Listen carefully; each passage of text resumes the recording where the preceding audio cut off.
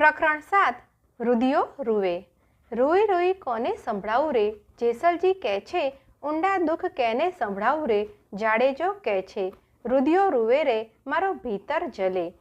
અમે હતા તોડી રાણી, ખારી વેલીએ તુંબડા, તમ આવે મીઠડા હોય રે, જાડેજો કહે છે રોઈ રોઈ કોને સંભળાવું રે, જેસલજી કહે છે ઊંડા દુઃખ કેને સંભળાવું રે, જાડેજો કહે છે। અમે હતા તોડી રાણી, ઊંડે જળ બેડલા, તમે રે ઉતારો ભવપાર, જાડેજો કહે છે રોઈ રોઈ કોને સંભળાવું રે, જેસલજી કહે છે ઊંડા દુઃખ કેને સંભળાવું રે, જાડેજો કહે છે। કપડાં લાવો તોડી રાણી, સાબુએ સુધારું, નિંદા થકી ઉજળા હોય, જાડેજો કહે છે રોઈ રોઈ કોને સંભળાવું રે, જેસલજી કહે છે તમે જાવ તોડી રાણી, વડે સૂંધે વાયકે, તમ વિના દીનડા નવ જાય, જાડેજો કહે છે રોઈ રોઈ કોને સંભળાવું રે, જેસલજી કહે છે દોયલી વેળાની તોડી રાણી, ગાયત્રી સંભળાવો, સંભળાવે મુક્તિ હોય, જાડેજો કહે છે રોઈ રોઈ કોને સંભળાવું રે, જેસલજી કહે છે ઊંડા દુઃખ કેને સંભળાવું રે, જાડેજો કહે છે રુધિયો રૂવે રે મારો ભીતર જલે। જેસલ અને તોડલના જીવન એકબીજામાં આવી રીતે ઓતપ્રોત બની ગયા। જેસલ હીરો ને તોડલ લાલ રંગી માણેક, ભક્તિના દોરમાં બેઉ પરોવાઈ ગયા। જેસલ ચંપો ને તોડલ કેળ, સતના ક્યારામાં બેઉ સજોડે રોપાઈ ગયા।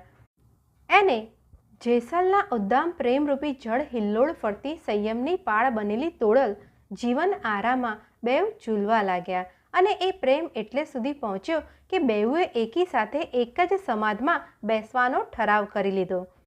આખરે જુદાઈનો એક દિવસ આવી પહોંચ્યો। જેસલ અને તોડલને મેવાડના સંત મંડળમાંથી વડા વાયક આવ્યા, એટલે કે જ્યોતના પાટમાં હાજરી આપવા જવાનું નોતરું આવ્યું। બેઉએ ભેળા બેસીને પરિયાણ કર્યું, જેસલજી છેલ્લું કી વારના જઈ આવીએ, પછી તો નિરાંતે પાછા આવીને ભેળા જ સમાશું। કંઈ બોલ્યા વગર જેસલ ચાલ્યા, પણ અંજારના જાપા સુધી આવીને એણે કહ્યું સતી, રુધિયું કહે છે કે હું ન આવું। ભલે જેસલજી, રુદો રાખે તેમ રહેવું। જુદા પડતા પડતા જેસલ બાળક જેવો વ્યાકુળ બની ગયો। અરે સતી, રોઈ રોઈ હું કોને સંભળાવું, મારા અંતરના ઊંડા દુઃખ હું કોને સંભળાવું, મારો રુધિયો રૂવે છે, કલેજાના ભીતરમાં ઊંડાણે જાણે કોઈ આગ જલી ઉઠી છે। હું કડવી વેલે તુંબડા જેવો ને તમારા મેળાપથી મીઠો બન્યો। હું મધસાગરે કોઈ ખડક સાથે અથડાઈ ભાંગી જતા સુકાની વિહોણા નાવ સરીખો, તેને તમે તારીને કિનારે લઈ આવ્યા। જગતની નિંદાના જળથી મારો આત્મા ઓર વધુ ઉજળો બન્યો।